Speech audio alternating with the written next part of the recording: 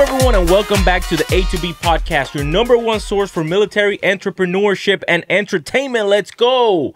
Like always, I am joined by my co-host, which I think he don't like me today because he's sitting on the other side of our guest. It feels better over here. Yeah, he's in the casting couch, guys. Okay, Whoa, that's why we had to put him there. But I'm also single, and Albert is married.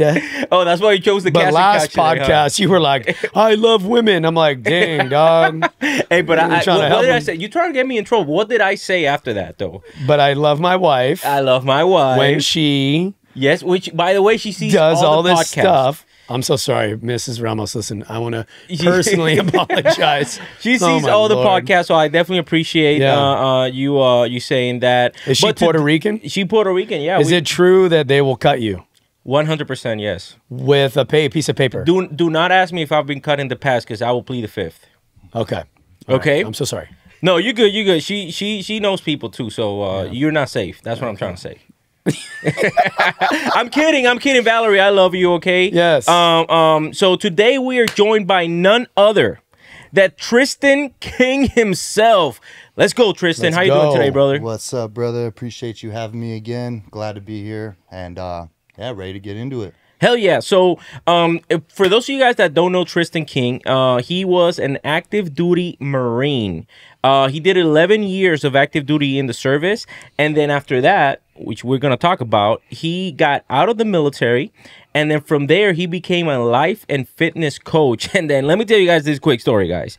Literally walking through the door, and he's like, you know, he very cordially, very humbly, he's like, "Hey, what's up, brother? Thank you for the invite and all that stuff." And then he's like, "Well, you got to give me a second real quick because I'm closing this $8,000 deal." I'm like, "Damn, it's like that, huh?"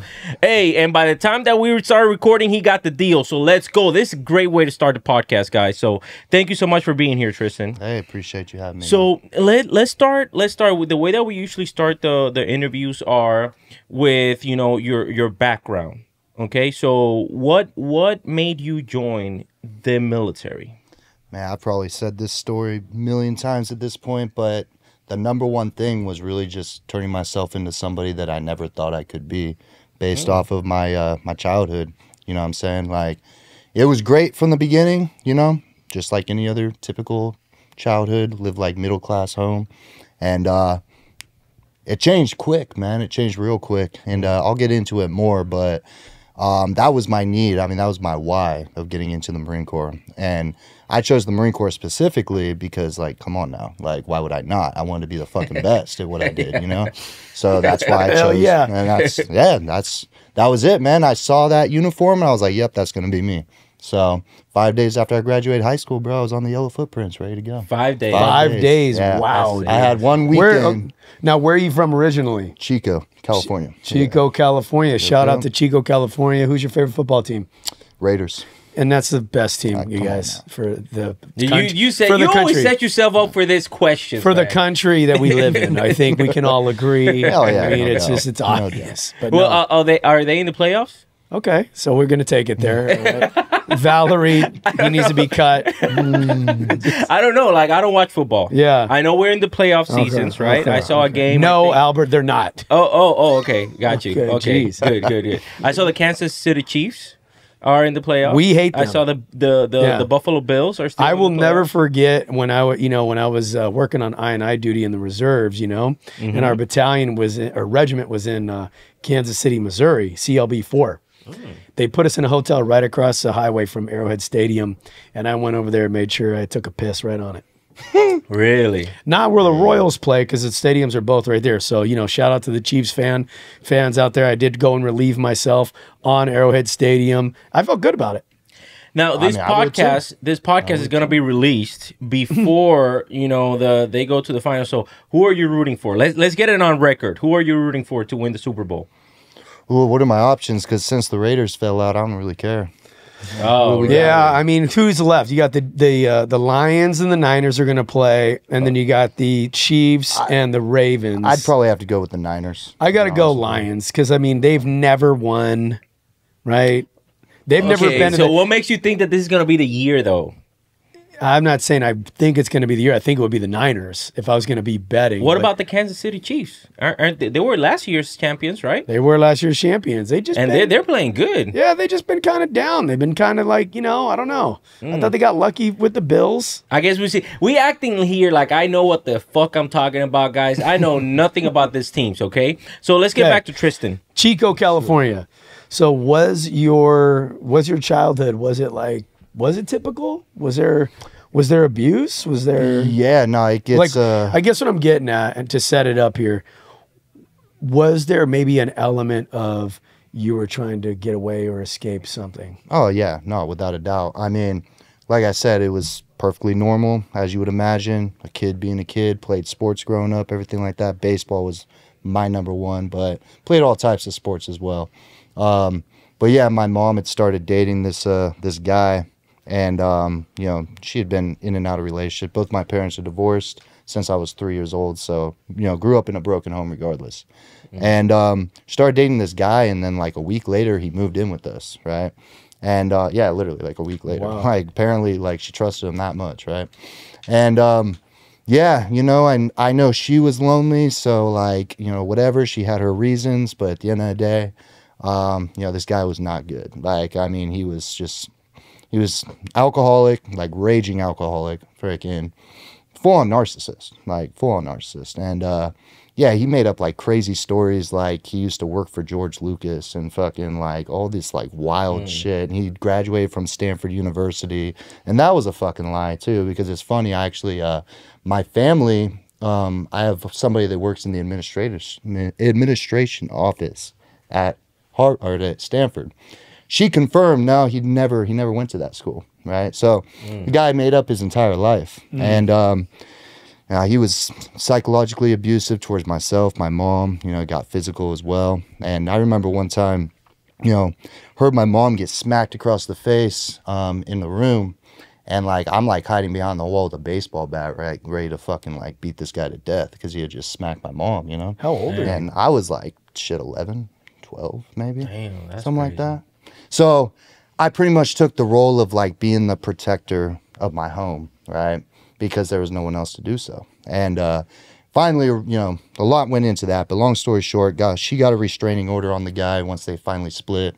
It included myself in the restraining order till I graduated high school. But yeah, that's when I took on the role of like, I mean, I used to literally like sleep next to her like every night just because I wanted to make sure she was safe. You know what I mean? Like, this was me growing up, like, even through high school. Like, I'd be out partying all night, but I'd come sleep right next to my fucking mom just to make sure she was safe, And, yeah. Did you ever think to yourself, like, starting from age 11 to, prior to joining the Marine Corps, this is, like, not normal?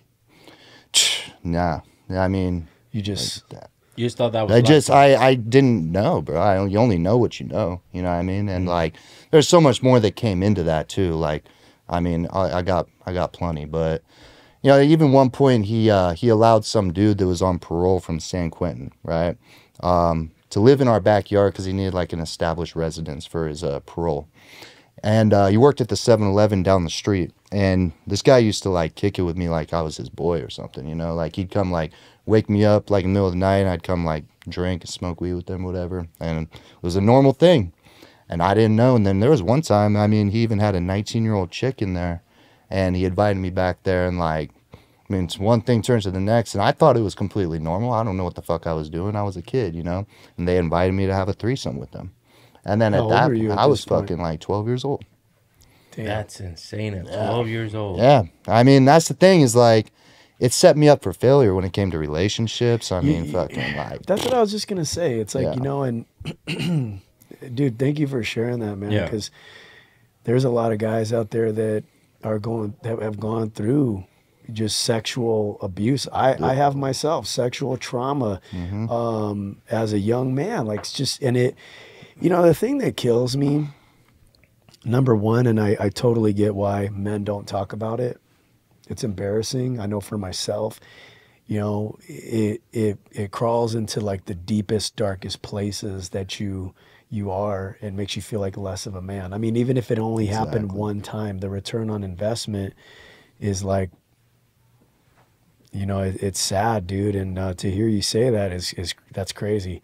And, you know, for the ladies out there, you know, watching this, yeah, it happens to a lot of men, and most men don't talk about it. Yeah. Yeah. And it affects us. Yeah. Really and does. last podcast, you know, we were talking about it.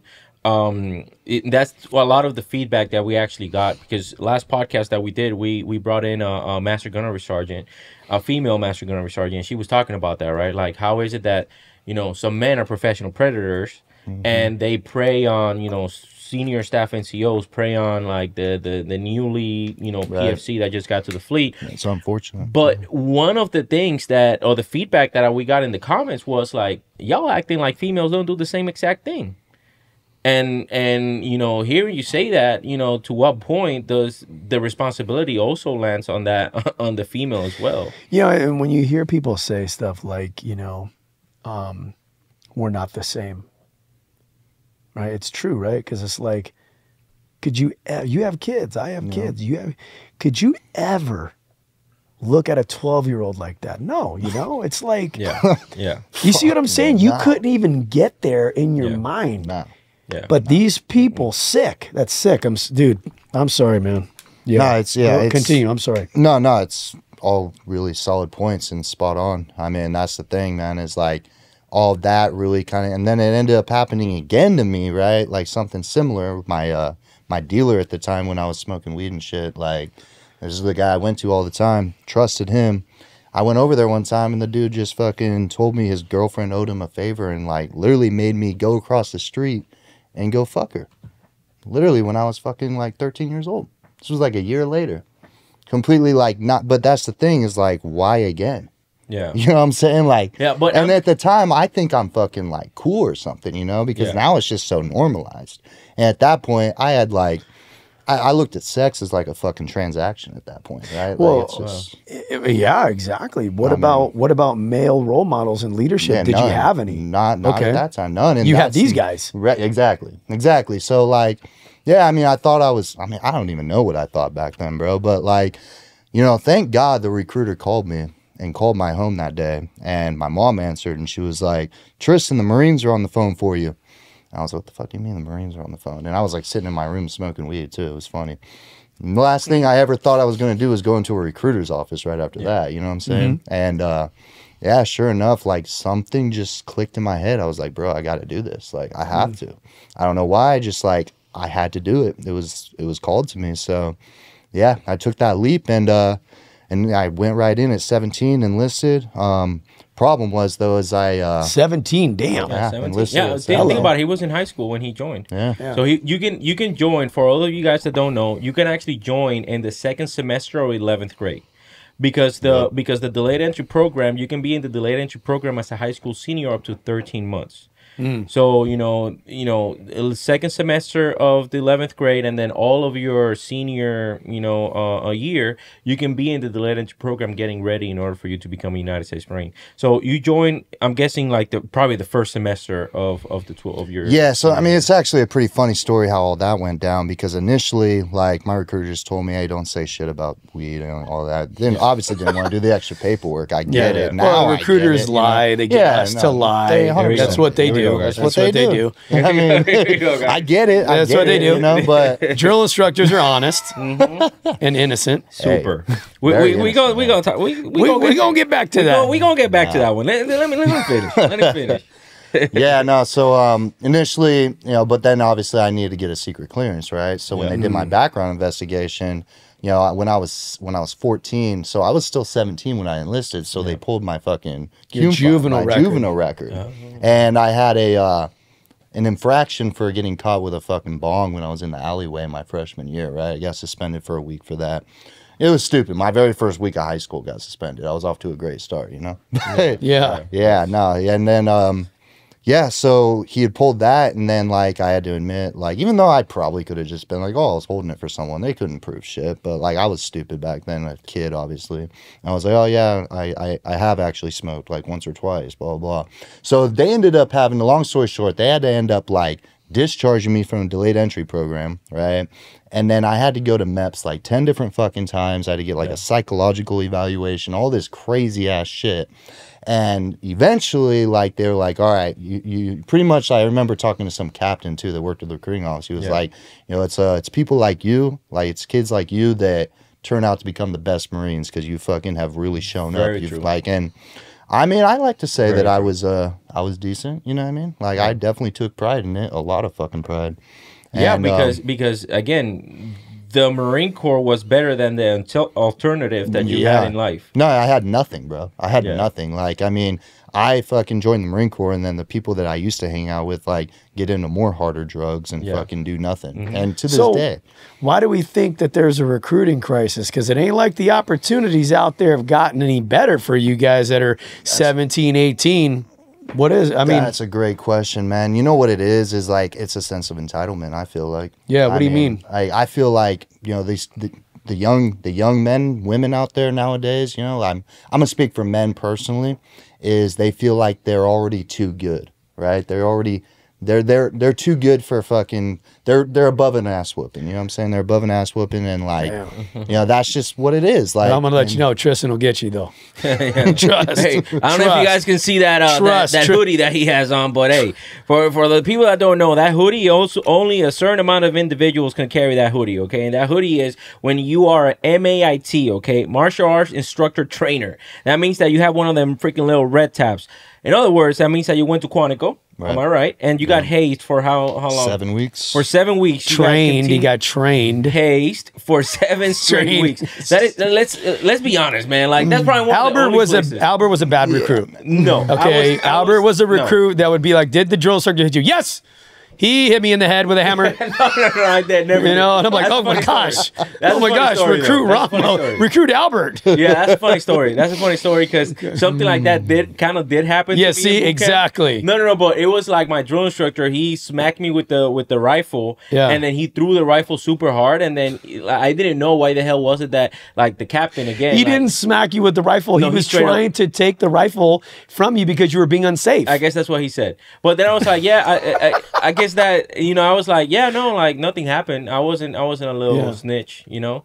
Good. That's good. But anyways. Anyhow. Let me get back. So 17 now, my recruiter mine, you know, or hat comes in. How many recruiters do you go through?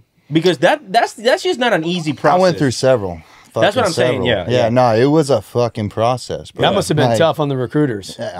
Well, not necessarily. Not really. It's not really tough on the recruiters, and the reason why I say that is because, guys, for all of you guys that are out there right now on the streets, this is the importance of you making your telephone calls, because right now there is a kid just like Tristan that is simply waiting for a phone call, a recruiter's phone call, in order for you to change his freaking life. That's exactly what happened to me. Bro, literally, that's exactly what happened to me. Yeah. The Army recruiter flaked, because, you know, soldiers are flakes. Right? I'm kidding. Oh, my gosh. I can already see it. Yeah. I did that on purpose. Damn. Okay? And the Army recruiter, he's like, yeah, let me call you right back. And I'm just like, okay, we're on the phone for like 5 seconds. And then the phone literally rang as I was putting it down, you know, because it was a rotary phone. It might have been cordless. I don't remember. You talk about the... Yeah, with the 20 feet of cord? It was a long time ago. Okay. And then it rings again. It's a Marine Corps recruiter, and it was Staff Sergeant Bo Phil. Shout out to Staff Sergeant Bo Phil, okay? And I'll never forget him. And he was, dude, the motivation on the other end of the line. But he made that phone call. I was ready. And you know what I had said in my mind? I'm not going to do the military. Not going to do the military. And then he called. So you're 1,000% right. Yes. No, I mean, I'll tell you right now, even I noticed such a huge difference with the recruiter, like the energy from the Marine Corps recruiter by any other fucking branch, bro, night and day. Yeah. I walked into the Navy, like one time, even my recruiter walked me into the Navy's office because my parents were like, oh yeah, you should check out the other ones. He's like, sure, yeah, go check them out. I did that because he already knew, like, and that's the thing is I was already sold on the Marine Corps, bro. Yeah. Like, I wasn't like, after meeting this guy and feeling that energy and being so inspired, like, why the fuck would I go anywhere else? You know what I'm saying? Yeah, that's what I used to do after an interview with the applicants. I was like, now I want you to, That only happens if you know you have a kid sold on the Marine Corps, okay? I wouldn't do this if the kid is not 100% solid. I would be like, now go check out the Army. Now go check out the Navy. Yeah, but this is in Puerto Rico, so is it all in Spanish? It's in Spanish, yeah. Okay, give us a quick little... What, in Spanish? Yeah. Like you do. Oh, yeah. Dude, nobody's going to understand. Yeah, but I'm just saying, it's just, there's a lot more syllables. ¿Sabes qué? Ahora mismo lo que yo quiero que tú hagas es, la oficina del Air Force está ahí al frente. Because our Air Force office, I'm saying that the Air Force office was right in front of us. So it's like, go to the Air Force office. And then, y después de eso, vete a la del Army y la del Navy. Y tú vas a ver la diferencia entre nosotros y el resto de la rama. So basically, let me translate real quick, guys. Why does Mexican Spanish sound so much different? Because we are It's better? Listen, Mexican Spanish, Is it better? Puerto Rican Spanish, okay? There's no other Spanish better. I'm kidding, guys. I'm kidding. But anyways, so you joined, right? Like, you're probably super moto. You're probably the best guy to having the delayed entry program. I was the definition of moto, bro. I knew my 11 general orders before I even fucking went to boot Damn. camp. I was spot the fuck on. I was locked in. I was like, now sitting there in high school. To take charge of this post and all government property in view. I'm sorry. First general order. That's the first general order, but I'm so sorry that I had to. I get it. I get it. So let me ask you this. Okay, so you're supermoto. Have you always been in good shape? Yeah, I mean, overall, when I was in high school, I was fucking off most of the time, so I wouldn't say I was in like great shape, but like naturally, yeah, I've always been athletic. Compared to like people in high school, because I do the same thing to myself. I look back at some of the pictures I do have, and you're like, oh gosh, I'm looking, yeah, because you compare it to now, but like back then. I mean, you go to a high school campus, they'd be looking soft out there because, like you said, you're athletic. Okay. I had a six pack when I was like fucking 10 years old. So, it's like, that's a lot of genetics involved, but like I was active, you know what I mean? I wasn't fucking sitting behind the TV playing video games like most kids. Like I was usually out doing something, Now, how old are you? Now? Yeah. 30. You're 30. Okay. So, what year did you join the Marine Corps? 2012. 2012. Okay, you were what? You had been in. Yes, you'd been in for a few years at that point as well. Yeah. Okay. What? Obviously, boot camp. You went through boot camp. I'm guessing boot camp. You were probably supermoto. Do you had any type of leadership roles in boot camp? As a matter of fact, no. I didn't. I guess I stayed under the radar or some shit. But so you stayed under. Where'd you go to boot camp though? Here we go. San Diego. San Diego. He went to San Diego. He went to San Diego. That's why that's the right answer, right? Well, he's a Marine. You're a Marine. It's like you're a real. Okay, so like next Pinocchio. question. You went to MCT. What was your MOS?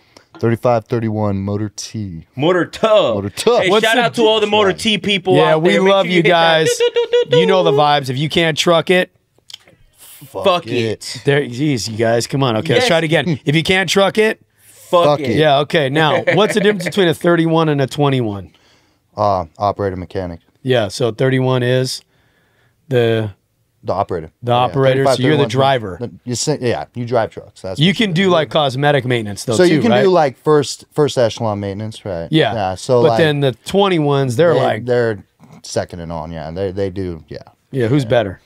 31s, we're the ones that actually fucking. Listen, if you guys don't know, the Motor T community is probably one of the biggest communities in the entire Marine Corps. Yeah, I was gonna say, I mean, I don't know which one is bigger. It's up there, top 5 easily. No, it's definitely top 5. Yeah, I'd say it's like 5. second or third. Yeah, probably top 3. Obviously, infantry. I would say infantry, Motor T, and probably admin after that. I mean, admin's up there. Yeah. You need admin and Motor T at every single unit. That's what I'm saying. You do, yeah. Whether it's white gear or green gear, you still need Motor T. For sure.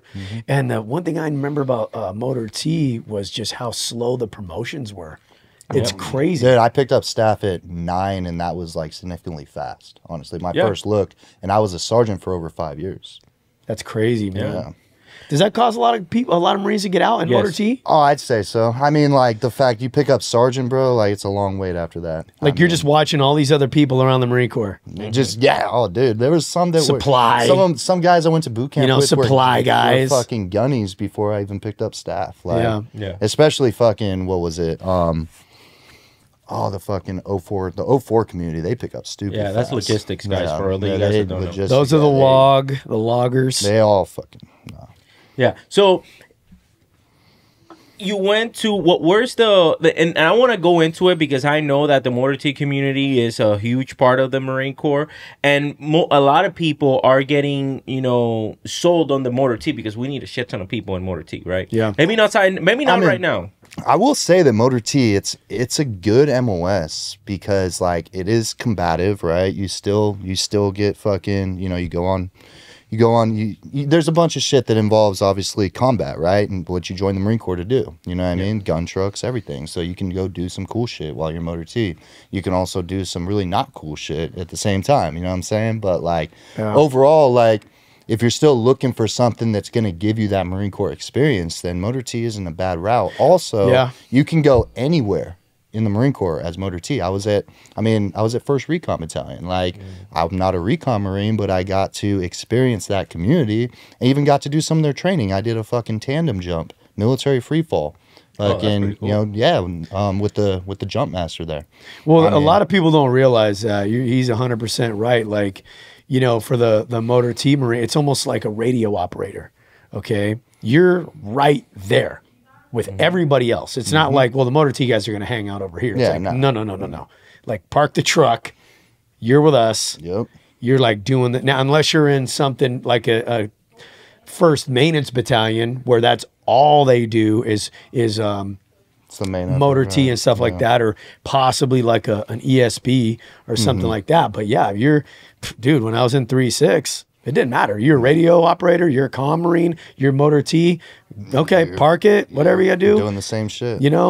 Put the wiper fluid in, Right. That's a joke. I'm sorry.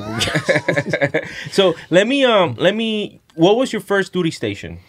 Hawaii, CLB-3. Dude, how was that? Come on. I mean, obviously it's Hawaii. It's cool and all, like everyone would imagine, but island fever is real, bro. When you're stuck on a rock, when you're like, you get island fever as in like claustrophobic, like you're stuck on a rock. You know what I'm saying? Like you're there bro, after 6 months, you start to realize like, damn, dude, like every turn I make, I just hit the ocean. I'm like stuck here, bro. Like I can't leave. And it's like, it's a small island. Yeah. You know what I mean? And if you're not used to it, like you're from the mainland, obviously, it gets weird, bro. It's really weird. And I think that causes a lot of Marines, I mean, just people in general that are out there, kind of go stir crazy in a way, honestly. Like, I mean, when I got back to the mainland, when I PCS'd over here to Pendleton, dude, I fucking kissed the ground. I was like, dude, thank God. Like, and it's weird. Most people wouldn't imagine, like, being happy to leave in Hawaii, but yeah, bro, I'll visit it, but I would never like live there full time. Live there? No way. Do you had any deployments out of Hawaii?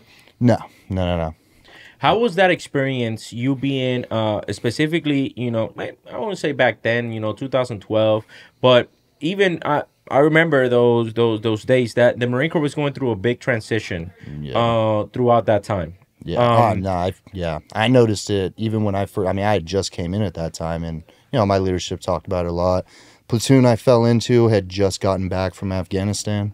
And and at that point there was nothing else going on. Were you looked at as an outsider just because you didn't go to Afghanistan with those guys? Oh yeah, no, for sure. I mean, I was a boot on top of it. So like, like even the Lance Corporals that were fucking there with them were essentially like my NCOs because they were like, they were already there. You know what I mean? They were with them. And so like there was like senior Lance Corporals, that was like legit senior Lance Corporals back then, and then your basic boots, like obviously. Senior and salty ass. That just got back from Afghanistan. And I mean some of my Lance Corporals were more stacked than fucking like sergeants to this day. You know what I mean? Like fucking the Purple Heart. Fuck, I met a Lance Corporal that had a Purple Heart, fucking combat action ribbon, everything, bro. Yeah, those were all my land. We were in Afghanistan. I was with 3-6. We were in Afghanistan from 2011 to 2012, and that's exactly what it was. What rank were you back then, though? You're probably like a gunny, right? No, first sergeant. You were a first sergeant? Yeah, I picked up first sergeant and.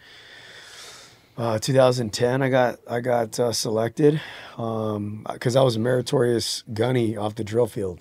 I picked up gunny, and then I think in like 7 or 8 years, and then I picked up first sergeant my first look. I had like barely like 10 years in the Marine Corps. Got you. Now it's quick. You're about to come back from Hawaii. No deployments there. No. But then whenever you come back to the mainland, where do you get stationed at? 1st Recon Battalion.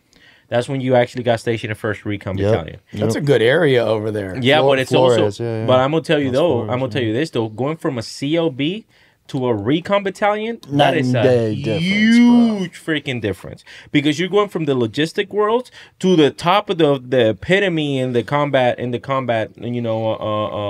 jobs. Yeah, I mean, I will say though, bro, like I don't know if you've been around the recon community or anything like that. Like it's different, you know what I mean? Like It's it's chill- like it's first chill. it's very chill. Like I mean, it's not your regular typical big Marine Corps. Like, you know, some gunnies, master sergeants would get mad if I call them by their rank. They'd be like, my name's fucking Joe. You know what I mean? Don't call me master sergeant. But Yeah, I'm but like, it's because sorry, they play I'm by just so big boy used to rules. this shit, you know? They play by it's- gentleman rules. It's straight up gentleman rules, yeah. Yeah, 100%. but the problem is that most of the Marine Corps don't play by those rules. Exactly. More The vast specifically, majority. the vast majority don't play by the gentleman rules. I think there's 3 communities that I can tell you that play by those rules. MARSOC is one of them, Recon is the other one, and EOD. Yeah. Those 3 communities are like the most like gentleman Lax, rules ever. yeah. Motor T though, it's at the opposite of that spectrum. Mm-hmm. So how was it? How was that? No, dude. I mean, I transitioned fine because I was already used to CLB, which is, you know, how you would imagine it. But I will say, bro, like a lot of my Marines, like my junior Marines that came into Recon Battalion, like when I first got there was only NCOs, and then we had a staff NCO. We had 2 staff NCOs that worked in the shop and a lieutenant, but only NCOs when I got there. We actually got you know, some new junior Marines that came in like about 6 months after I'd gotten there, and that's all they knew. You know what I mean? So like most of them got out, like, you know, surprisingly, because I mean, but at that point, like some that stayed in got a rude fucking awakening after they left Recon. I warned them too. I was like, bro, like this is not what the regular Marine Corps is like. Like, you know, like I'm just telling you, like fucking iron your cover, fucking blouse your boots correctly, bro, because like it ain't gonna work. What you're doing now is not gonna work. And I still held them to like, you know, the Marine Corps standard regardless. But like everywhere else around the community, you can't help it. Like it's just a very lax place, you know. What rank were you when you got when you got to Recon Battalion? I showed up as a corporal and then I picked up sergeant like 4 months later. 4 months later. Yeah. What is one piece of advice that you wish you would have known back in your first enlistment going into your second enlistment? Ooh, that's a good question. One piece of advice that I wish I knew. Dude. It can be anything. It doesn't have to be Marine Corps related. It can be anything. I would say like honestly, like stop wasting your time like with stupid shit, honestly. Like I mean, then again, I was a, you know, I'm a father, right? And I had my family together at that point. I mean, we're separate now. I mean, we co-parent and all, but she lives up in Northern California. But at the time, you know, I was living with her and my daughter at the time. That was before my son was born. And you know, for me, it was just like, you know, value that time that you have, really, because like that shit flies by quick, bro. And you know, I wasn't as grateful as I should have been for those little moments in life. So I'd say that'd be the one thing that I would take away and give that advice to myself if I could go back, was be more grateful, be more present. You know what I mean? What were some of the things that you felt that you missed those opportunities for? I don't know if the question makes sense. So let me rephrase it. So you saying, what I'm guessing is you were super motivated, right? Like you were like, hoorah, hoorah, Marine Corps, super moto, in one of the most moto communities that you have to be, right? Because Moto T is one of those communities like you gotta either you drink the Kool-Aid. Competitive, 100%. Yeah, you either drink the Kool-Aid or you pretend to drink the Kool-Aid. It's one of the two. But you have to do one of the two. So what were some of the things that you felt were stopping you from being more present with your family? I mean, it, honestly, bro, childhood trauma, fucking all the shit that we talked about earlier, not being willing to get the help that I needed, ego, you know, coping with alcohol, fucking so much, bro. Like always wishing I had more and just not being grateful for what I currently did have. You know what I'm saying? Because of the Marine Corps thing, bro. I mean, I crushed it in those areas. Like, I mean, I was fucking, you know, above everything, going for everything that I could, you know what I mean? But was like, there like you know, this sense of like you've earned the title, You bettered your situation. You are better as a person in all these other areas. Did that maybe and being busy, you're busy, you're working, you got your career as a Marine. Did that maybe take the focus off improvement in the areas that you're talking about? Maybe yeah, 110%. Because, let's be honest, like the first time I ever walked into a therapist's office, my fucking lieutenant at the time forced me to. And the reason he said, the reason he did was, I mean, probably one of the best leaders I had, is he was like, in order for you to lead others, right, you have to be able to lead yourself first. Hello. And like, that's just where I was slacking the most, was like, because there were so many areas of personal development that I wasn't touching up on. And because of that, I mean, it affects your junior Marines. It affects fucking your family. I mean, it affects everybody, right? And we don't even see it because it's an outsider's perspective, and it's so much easier from an outside lens to see all this because we're living it. And we don't really realize our faults until we actually feel pain because of those faults, right? Because pain is like the pinnacle of change. That's right. Until your fear of change, right? Your current reality has to be more painful than your fear of change, or you will never change. That's facts. What was something that your lieutenant like noticed, and he just was like, we're done. This has gotta. Yeah, no, he noticed like, probably me, just see me more tired, like, spacey. I was probably smelling more like alcohol at times, even like, I mean, I was just obviously not as like straight as I should have been at the time. How much were you drinking? Oh, every day, dude. Every day. I mean, like every weekend I'd go out and fucking, get slammed, like smashed. Like, but even like after work, I'd go pop open a tall boy or whatever, just fucking chill with the boys or whatever like that. And that was another thing, man, because my wife at the time and my daughter had moved back home. And literally right after she moved back to Chico, she found out she was pregnant with our son, like literally right afterwards. So like her plan was to go back there, go back to school. Originally, I was going to get out of the Marine Corps because I wanted to be more present with my family. And I was going to go into CHP, California Highway Patrol. Yeah.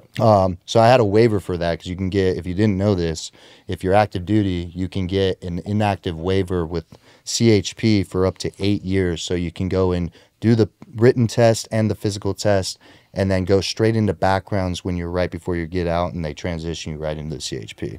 That's what I was going to do. Yeah. That's really good. No, yeah, it's dope. Yeah. So that's what I was going to do. And, I mean, bro, yeah, because I didn't work on myself and I missed all these fucking problems I had.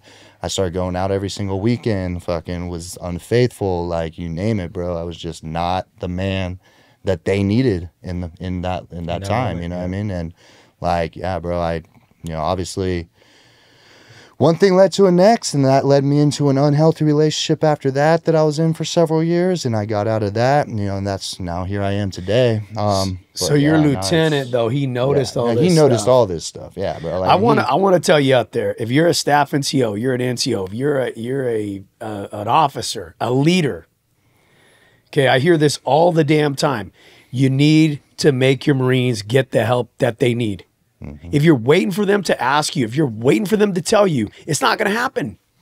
It's not going to happen. They're not going to come crawling to you because we all just suck it up, right? We all tough it out. We all get on the grind and we all just keep going, and it doesn't work a lot of times, and it results in a lot of depression and even suicide and broken families. Yeah. You came from a broken family, and then yeah. Yeah, no, the cycle continues, but we need to be the change. You know what I'm saying? And it starts by you have to intervene. You really do, because like Barry just said, no, they're not going to come to you because pride, ego, and let's be honest, like the NCOs around, most of them aren't trauma informed, you know what I mean? So like they don't know how to handle that shit. They don't know the approach. I mean, that's why they need to be educated. Well, dude, let's be honest. We're all dysfunctional. Every Marine that I've ever met, we all come, not every one of them, but like it just seems like there's so many of us. Yeah. We come from these crazy backgrounds, right? Yep. We all got this just, trauma and all this stuff, and we make all these jokes about it. Right. It's all this dark humor. We joke about it, and it's just kind of part of life, and also when your boys or whoever it is that you hang out with, you're kicking it with, they're all doing the same thing. They're all drinking. Hey, this is what we do. It's normal. Marine Corps, born in a bar. Right? I think it's because of the way that we recruit. You would think the hardest places to recruit is where you get put in a location where people have money. Because they have no need.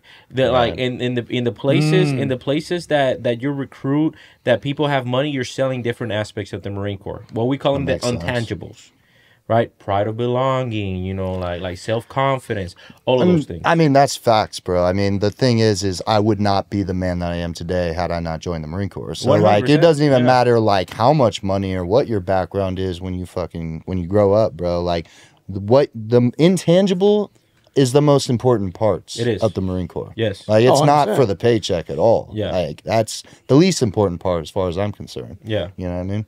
Yeah. So I appreciate you sharing that. Whenever it comes to your first relationship and that advice that you would give for people that, and the crazy part is, I thought you were going to say something financially. Yeah, I mean, that's the typical answer, right? Yeah, that's but typical like, answer, to be honest, bro, like, finances are simply the byproduct of personal development.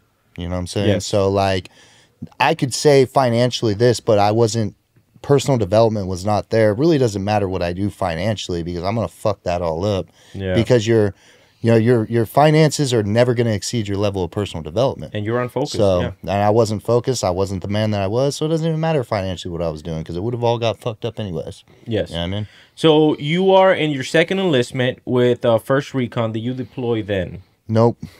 You didn't deploy? No. You would think that's the reason I chose that unit, bro, because I was like, oh yeah, First Recon, like we'll fucking go do some shit. But to be honest with you, no, that's not really the main effort there. Like as Motor T, we support their training. I mean, which is it's almost like a training. It's almost like a training command. You know what I mean? So the last unit I was just with was AAS Battalion Track Schoolhouse, and that's what we did. We supported their training, but essentially that's what it's like being at First Recon as well, or any of the recon command. And the crazy thing that I wanted to touch up on that is that what are people, and I want to give references back then. What are we ending around that time? We're ending the war in Iraq. Mm-hmm. We're ending, or the war in Afghanistan is in full effect, but only a certain amount of units are actually going. It's not like the entire Marine Corps is actually going. Right. And there's people like yourself and myself that we were like, deployment will come up. I'll go. Nope. Nah, that was me, bro. Well, people look at the Afghanistan withdrawal as like, but there was we were downsizing for years. Years before that. So the opportunities were going away all the time. Yeah. Mm-hmm. Yeah. The opportunities to go. And then you felt some type of way whenever, somebody will go on deployment and it wasn't like either a mule and it wasn't like a combat deployment. How did you feel? Because at this time, you've probably been in like 5 or 6 years in the Marine Corps. Right. You still haven't deployed. What would be one piece of nugget that you will give to somebody that's in that, specifically now, that there's no deployments at all besides go doing a mule? So what advice would you give to somebody right now that's in the Marine Corps, it's a sergeant or staff sergeant with 3 freaking stacks? What would you recommend for their personal development? I mean, that would be like where they need to hone in on at that point is the personal development aspect, right? Like, I mean, take advantage of your fucking educational benefits, like all of that shit that you have while you're in, because I mean, I don't know if a lot of people know this or not, but like I was able to collect FAFSA and get all my school paid for while I was in the military. So I literally got paid to go to school. You know what I'm saying? Yeah. Got a $5,000 check from FAFSA, student Pell Grant, because I was active duty and that paid for it. And I got to pocket all of that, right? So there's a lot of something, and this is going to be a subject of conversation for the entire group. Mm-hmm. Something I don't like, and I see this a lot in the Motor T community. I see this most of them in the non-combat MOSs. It's leaders that always utilize the excuse of we have to be ready for combat. And then they treat their Marines like shit, like pure freaking dog shit, just because we have to be ready for combat. Like, you really treat people like that whenever you go to combat. As a matter of fact, I'm gonna start it off. I will not, if I'm taking somebody to combat with me, I will not want to treat them like shit, because I don't want somebody with a loaded weapon, an unstable freaking mindset, thinking, you know what I'm saying? I want that person on my freaking side. And the reason why I mentioned that, is because this is we're at the lowest level that it starts. You are, let's say you are a freaking Lance Corporal. You two are Lance Corporals, and you're like, why the fuck are we doing this? And me as a sergeant or as a staff sergeant, we do this because I fucking said so. How would you guys feel if, like, you going back, did that happen to you guys? All the time, yeah. All the time. Okay, how do you guys feel? It's ridiculous. It's like, I'm not an idiot. You know, I might be 18 or 19, but it's like, you don't know what the answer is, and that's your default. You sound like a moron to me. You don't sound like a leader. Well, I mean, and not necessarily that. I mean, now, it is time of the essence. Okay, well, then that's different. I can tell we're in a hurry for whatever it is that the evolution is. But if it's not, to me, you just sound weird. That's the excuse. It's like, well, you're not gonna second question me in combat. So why would I answer that question? But the fact of the matter is, that's weak leadership, bro. It's just because they're uneducated and they just go by default to because I fucking said so. I mean, at the end of the day, they don't want to take the time to actually, you know, mold their Marine and teach them what the fuck is going on. Yeah. You know what I mean?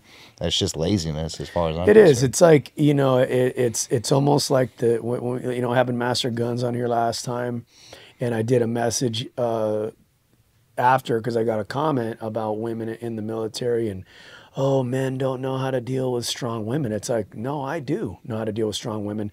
But what I don't like is the type of woman who says that and uses that as her license to be a jerk. Because we all know what a jerk is, and it's the same thing with leaders, man. Like, I can tell you're just being a jerk. You know what I'm saying? And it's like, and I used to be that guy, and you got to grow out of that. That's not leadership. You know what I'm saying? Why do we always say things like your Marines don't care how much you know until they know how much you care? And it's true. Doesn't mean you got to play freaking hopscotch with them all day, but they should know that you care about them. Just like your lieutenant. Go get the and you remember, how long ago was that? Oh, it was like 8 years ago. 8 years ago. That guy's probably a major if he stayed in, right? Yeah. Who knows?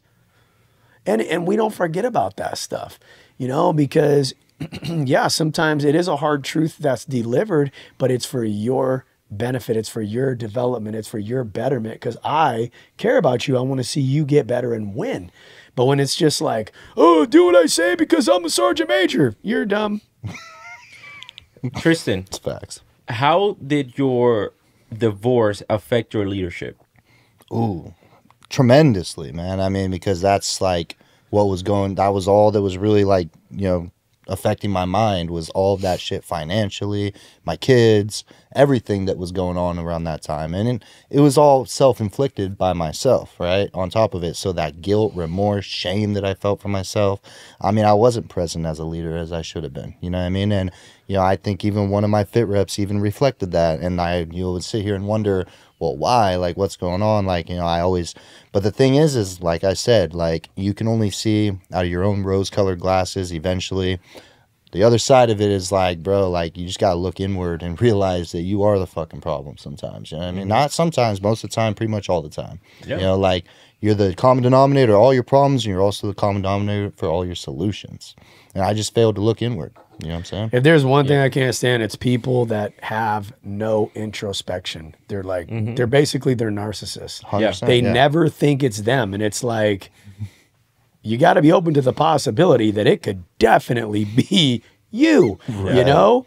And so crazy. All these people with this problems just surrounding them, and it's not me. It's because no way. It's because people are naturally selfish.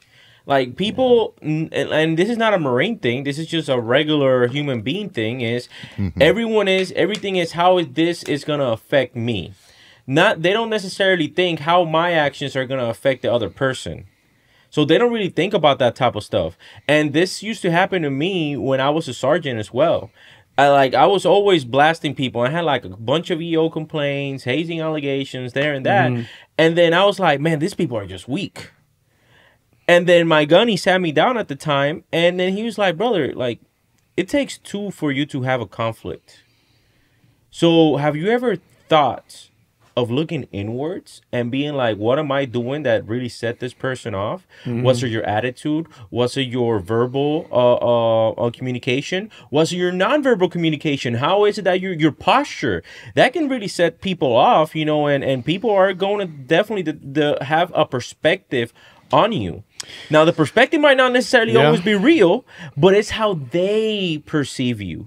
And other people's perception is their perception. Not, you don't have anything to do with that. Yeah. Well, you know? what we really never talk about, we always say toxic leadership. I actually think it's more so narcissism. But what we never talk about is the leader who has those traits. They're poking that junior guy or gal until that junior gets disrespectful. Now you're getting NJP'd. Yeah. Now we're going to charge you. And you don't have, and there's no gunny like the good gunny that you had to pull you aside, maybe as a staff sergeant, and go, hey, brother, hey, sister, what's going on, man? And there's a lot of reasons to get in trouble for that stuff. Because again, they're not looking at themselves. That leader is not looking at, they're just, you know, it's yeah, I don't know. Toxic. Now, guys, this has been a great conversation that we've been having. We're going to go ahead and continue it in the part 2, where we're going to talk about Tristan on how was his transition out of the United States Marine Corps, and how is it that he became a legit business owner, and he is killing it right now and outside in the civilian world, guys. So we're going to continue the conversation in part 2. Make sure that you guys like, subscribe to this content right here. And Bull, where can people find you? Hey, you know the vibes. Instagram @bull5277. I know there's a lot of scammers out there. They keep reaching out to Albert. He's a handsome guy, but like I said, he's married. TikTok @bull52772. Hit the link in my bio. The call is free. The change will last you a lifetime. Tristan, where can people reach out to you? Same as Barry. You can find me on Instagram @TristanMKing_. And then TikTok as well. I'm trying to be a little more present on there, but that one's @KingTheCoach. That is the only legitimate TikTok I have. And then I have to make that very clear, because there are a lot of fucking fakes out there, a lot of scammers. And then, yeah, same with my Instagram. I always have a solid call to action. If you're looking for help and you're looking for some change in your life and you're ready for that, then go ahead and follow that call to action. I'll see you on the other side. Let's go. I'll see you guys in part 2.